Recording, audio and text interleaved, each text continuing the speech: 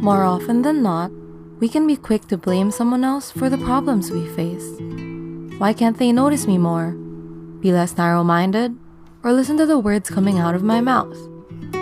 But are you putting in the same amount of effort on the table? Can you be just as attentive as your partner? The thing about relationships is you don't just learn how to love someone. It's also an experience that teaches you how to be a better person. But if you're not in the right mindset, sometimes it's worth postponing and working on yourself first. Here are 5 signs you cannot handle a relationship.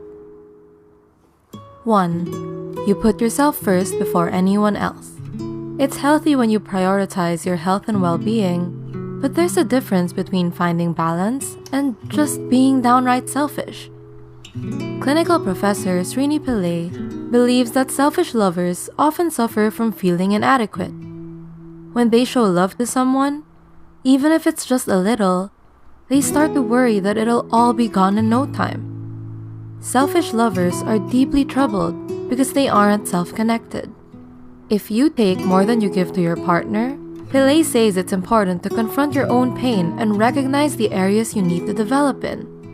He also states that it's helpful to focus your energy on hobbies that make you feel more self-connected, like running, journaling, or meditating. 2. You're prideful and you think you're always right. It's important for both partners to feel heard and understood in a relationship, but factors such as pride can get in the way of that. At the end of the day, is it really worth being right if you're going to lose someone you love? Another reason why some people are commonly reluctant to apologize is because they fear the other person won't take responsibility for their part in the conflict. But when you sincerely apologize first, it lets your partner know that you're not proud of what you did and will take better measures next time instead of repeating the same mistakes. It's important not to emphasize on who was right or wrong, but rather focus on what the two of you can do to prevent any mishaps from occurring in the future. 3. You always depend on your partner to make you happy. Do you get anxious when you're away from your partner? Or generally feel lost without them? This might be a sign of codependency. Ask yourself if you really love your partner, or are you just emotionally dependent on them? Love is about appreciation, not possession. Psychologists state that codependency stems from the lack of self-sufficiency.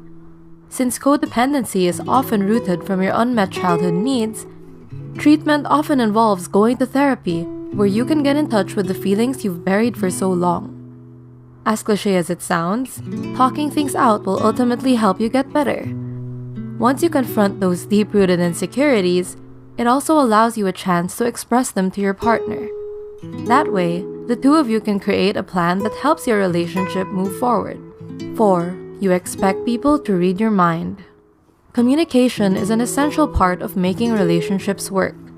If you're passive-aggressive and choose not to tell your partner what's upsetting you in fear of creating conflict or to test if they care about you, is it really fair to be mad at the other person when they don't even have a clue? To strengthen your communication skills, avoid attaching blame when you make your I statements.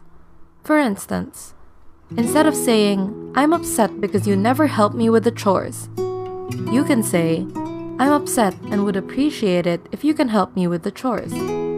That way, you can still let them know what you want without pointing fingers, which can often cause your partner to become defensive. 5. You have commitment issues. Commitment phobia, otherwise known as relationship anxiety, is when you have a fear of relationships.